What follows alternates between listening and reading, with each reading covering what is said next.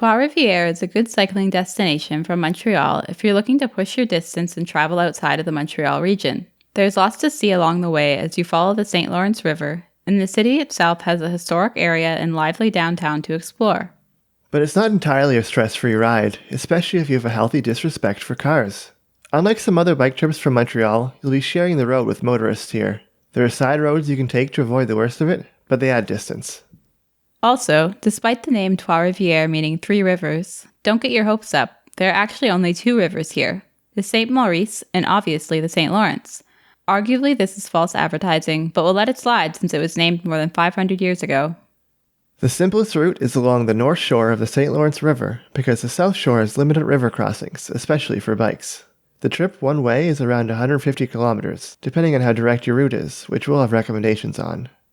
We decided to do the trip there in one day to push our personal distance record.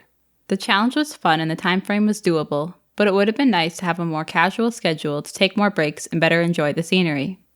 To leave Montreal, we took Notre Dame Street. This road actually continues, under different names, all the way to Trois-Rivieres. So if you prefer speed and simplicity over comfort, you could technically just keep going straight from here and arrive in about 8 hours. This part of Montreal is industrial and loud, and it includes this intersection from hell where we saw a motorist jump the curb to get to Tim Hortons. This isn't the best scenery on the trip, but the bike infrastructure is much better than you'd expect for an industrial area. Well, you could just follow Notre Dame. If you want comfortable cycling, there are sections still in Montreal where you have to veer off to a parallel road or path. This doesn't add much time if you check the map beforehand to know when to expect them. Leaving Montreal, there's a big choice. Continue straight through a suburban environment that's not great for cyclists, or follow the Route Verte on a detour through L'Assomption. The second route is much more enjoyable except for one unpleasant highway crossing, but unfortunately it adds 10 kilometers to the trip. Choose your own adventure. After these two routes meet up, there's a long stretch of cycling along the St. Lawrence. This is really the scenery we were waiting for, with great views of the river framed by fields, forests, and quaint houses. We found a charming gazebo rest stop by the river in Saint Sulpice, where we had a nice conversation in French and learned about another good rest stop in Lanneray. Technically through this stretch you're riding on the shoulder of Quebec Highway 138, but it's not nearly as bad as it sounds. Traffic here is pretty light due to a newer highway nearby, and drivers here are used to sharing the road with cyclists. Once you hit Berthierville, the route goes more inland. Here we have a strong recommendation. Do not continue straight on Highway 138 as it passes over Highway 40. The traffic got much heavier and the cars came too close for comfort, seeming almost resentful of us being there. One was a motorized tricycle that honked just as it passed very close to us at full speed, showing how jealous they were of our nice non-motorized non-tricycles.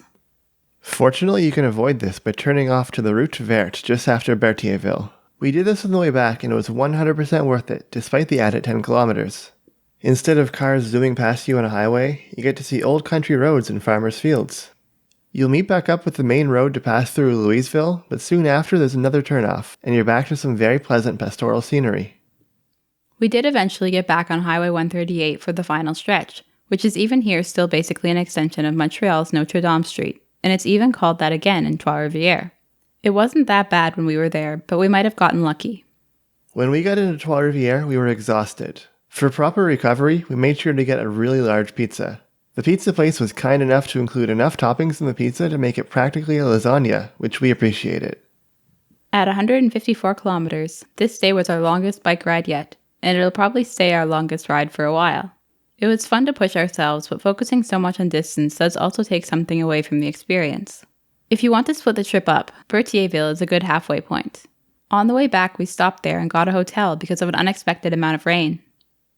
The next day, we explored Trois-Rivieres, which is the 5th largest urban area in Quebec.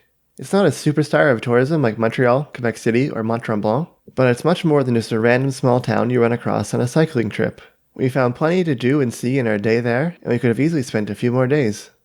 Founded in 1634, it's the second oldest city in Quebec, and it has a pretty respectable old town. There's also a really lively stretch of bars and restaurants downtown, plus a modest waterfront where we finally fulfilled our bucket list goal of seeing a mobile musical act pulled by a train.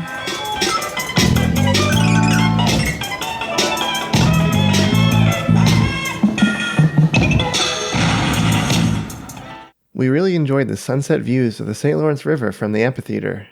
In a normal year, meaning not the summer of 2020, there would be interesting events going on. The city actually has both the beer and poutine festival of Trois-Rivieres and the International Festival of Poetry, which might literally be something for everyone. Despite some better route choices, the ride home was much less pleasant than the ride there.